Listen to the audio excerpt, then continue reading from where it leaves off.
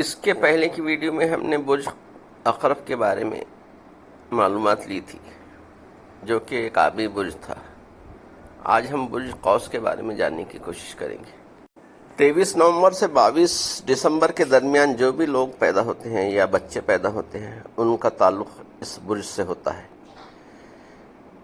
یہ برج قوس کے بچے عام طور پر گھوڑے جیسی جسمانی ساخت کے مالک ہوتے ہیں، جن میں لمبی ٹانگیں، لمبا چہرہ اور چمکیلی جلد شامل ہے۔ ان کے بال کالے، بھورے یا زردی مائل سیاہ ہوتے ہیں، جبکہ قد میں لمبے ہوتے ہیں اور ان کے پاؤں اور بازو بھی لمبے ہوتے ہیں۔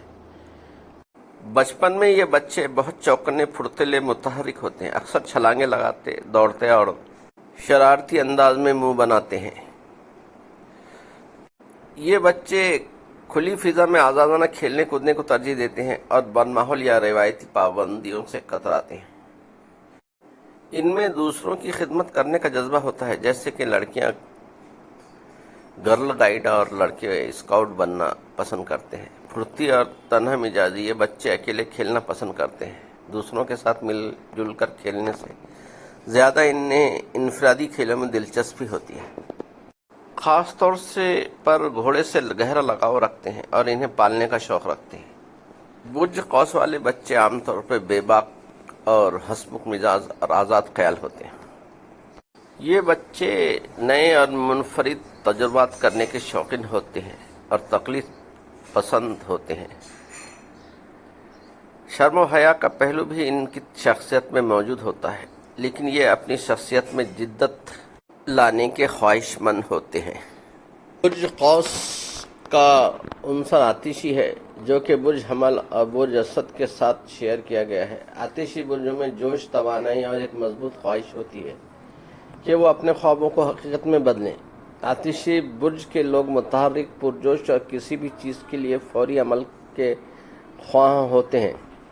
آتشی برجوں کی آپس میں دوستی اکثر بہترین اور گہری ہوتی ہے، کیونکہ ان کی توانائی اور خیالات ایک دوسرے کے ساتھ ہم آہنگ ہوتے ہیں۔ برج قوس کے برج حمل اور برج اسد کے ساتھ دوستی مضبوط ہوتی ہے اور یہ تینوں مل کر مثبت اور متحرک ماحول پیدا کرتے ہیں۔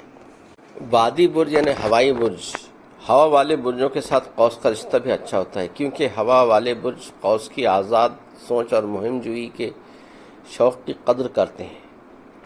پانی والے برج، برج سرطان، برج عقرب، برج بھوت اور مٹی والے برج، برج سور، برج سملہ اور برج جدی۔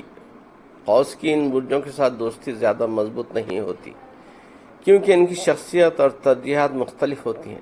پانی اور مٹی والے برج سکون اور استحکام کو ترجیح دیتے ہیں، جبکہ قوس مہم جوئی، آزادانہ طرز زندگی چاہتا ہے۔ جہاں تک ماہیت کا تعلق ہے، یہ لوگ دوہری فطرت کے مالک ہوتے ہیں۔ یعنی جم کر کام کرنا پڑے بھی تو کریں گے، اور نقل و حرکت کر کے کام کرنا پڑا تو بھی تو کوئی مذائقہ نہیں۔ یہ دوہری فطرت کے مالک ہوتے ہیں۔ کسی کام کو چھوڑ دینا ان کے نزدیک کوئی اہم بات نہیں ہوتی، مگر دوبارہ جب بھی کریں گے وہیں سے کریں گے۔ یہ تھی برج قوس کے لوگوں کی شخصیت اور ان کے بارے میں معلومات۔ ویڈیو پسند آئے تو لائک، شیئر اور سبسکرائب کریں۔ سننے کا بہت شکریہ۔ ملتے ہیں اگلی ویڈیو میں، تب تک کے لیے اجازت دیجیے۔ خدا حافظ۔